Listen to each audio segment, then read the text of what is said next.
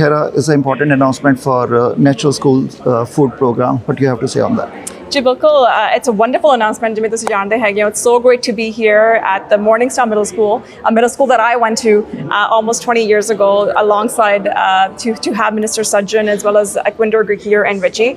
As you know, Budget 2024, we put forward a budget to really ensure we're supporting Canadians, to make life fair for every Canadian, particularly young Canadians.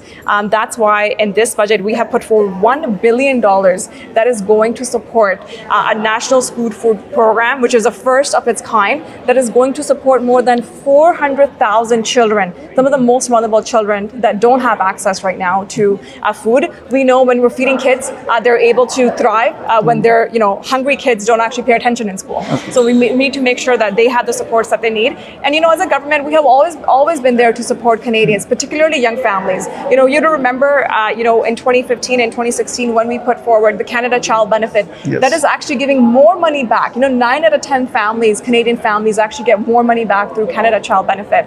When we put forward $10 a day early learning and childcare agreements right across this country, we're seeing in Ontario right now, an average family is saving $8,000 per year per child, and we have reached an agreement with 8 provinces and territories that are already at $10 a day childcare.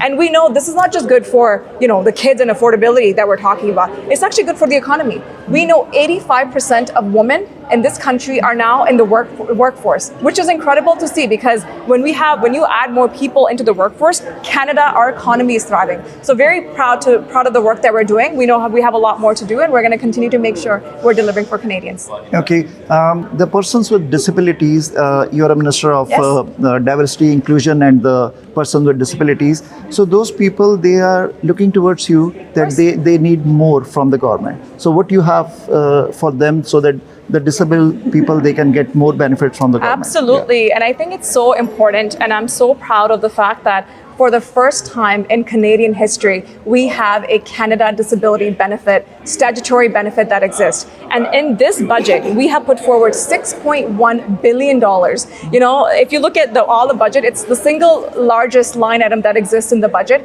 that is going to ensure $2,400 per year per individual to make sure some of the most vulnerable individuals that exist, working age persons with disabilities, to make sure that we're supporting them.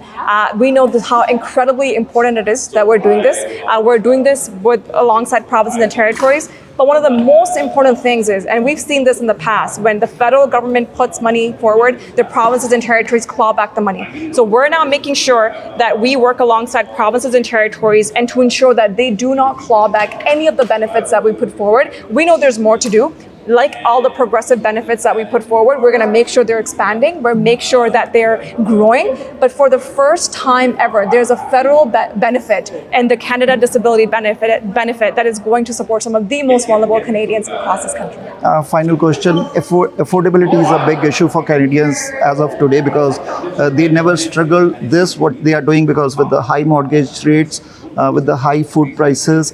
So what is there in the budget so that we can support Canadians so that they can cope with this high inflation?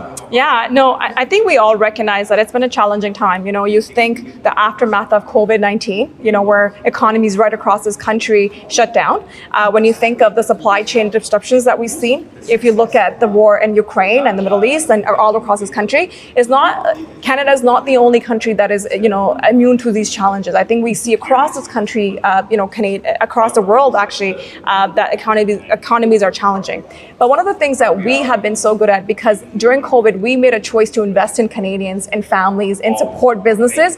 Canada is actually doing quite relatively well. If you think for the last 3 months, inflation has actually come down and has stayed close to 3.9 to 3.8%. If you look at the AAA credit rating that we have just received, only G7 country that has received the AAA credit rating to make sure our economy is growing. If you look at our employment numbers that are actually growing, 1 million more Canadians are employed now than there were before the pandemic. We're actually in the right track. But at the same time, we know there are Canadians that are struggling. We know affordability is a real challenge.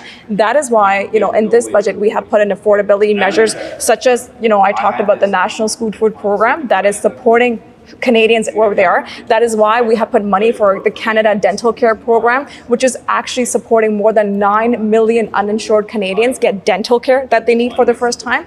That is why we have put forward Farmer Care Program that is going to make sure that, particularly uninsured Canadians, particularly women, can have access to contraception. At the same time, our community knows this very well. Diabetes is, we call Peel Region an epicenter for diabetes. Their diabetes medications are going to be free for more than 4 million Canadians that are uninsured. So these are all affordability measures, the support through the Canada Disability Benefit to make sure we're supporting through early learning and childcare, the investments that we're making. These are things that are there to support Canadians. And I think as we can see, inflation is being steady, and as we're seeing across, and what we've been hearing from the Bank of Canada, that we're hoping to have reduction in interest rates. Hopefully that will also help.